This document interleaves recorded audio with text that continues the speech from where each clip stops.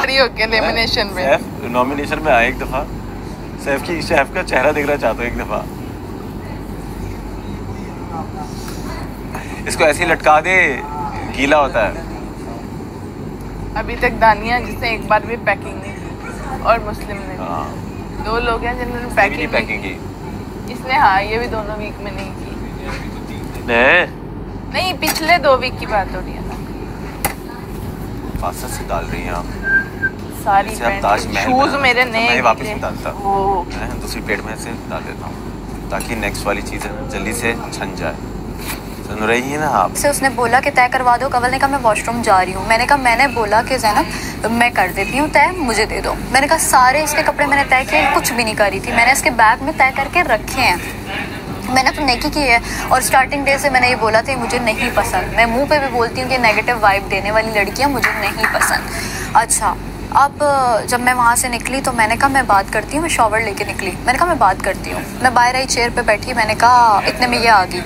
मैंने कहा ज़ैनब कहती है क्या? मैंने कहा ज़ैनब बंदा जब कोई चीज़ लेता है ना तो वैसे ही वापस करता है जैसे उसने ली होती है।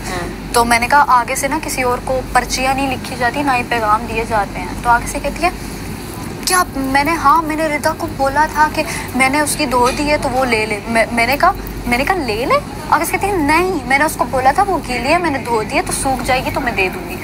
मैंने कहा ज़ैनब मुझे सब पता है और मुझे रिदा ने बताया कि तुमने उसको क्या बोला, तो ज़्यादा ये नहीं करो। मैंने कहा तुमने ली थी, तुम क्या मैंने रिदा को दी थी कि जाके ज़रा ज़ैनब को देकर आओ?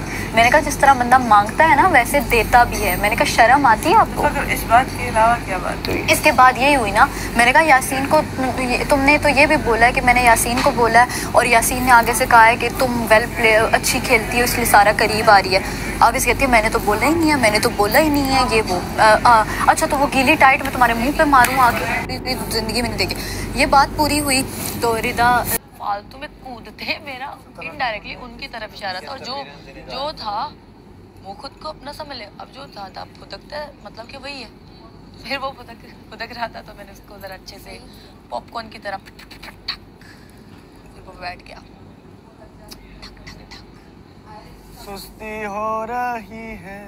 Get it? फैमिली से जब नहीं मिलता ना तो फिर आप कहीं ना कहीं ढूंढते हैं। लेकिन अगर आप किसी को लिए इतना कुछ करते हैं ना तो रिटर्न में अगर आप कहीं टेंशन में हैं या कुछ हैं तो वही दोस्त आपके लिए खड़े हों, भले वो फाइनेंशियली ना खड़े हुए हों लेकिन वो ऐसे खड़े हुए हों। मुझे पता है कि कल को डी को मेरी ज़रूरत होगी तो मैं डी के लिए अगर ऐसा फाइनेंशियली नहीं खड़ा होऊंगा तो मैं कुछ इमोशनली भी कोई नहीं लाइक हर एक को यही है कि मेरे ये लाइक मैं नहीं बताऊंगी, मेरी आदत है मैं नहीं बताऊंगी कि क्या चल रहा है मेरे ज़हन में। तूफान चल रहे होंगे, महीनों गुजर जाएंगे, सालों गुजर जाएंगे, कोई पूछेगा भी नहीं। लेकिन ये आपको भी अपने अंदर से वो करना है क्योंकि ये मैंने सीखी है चीज़ जो मुझसे मुस्लिम ने बात की थी। मेरी वॉल्स बहुत अप है तो मेरे दोस्तों को लगता था कि मैं बहुत खुश लड़की हूँ।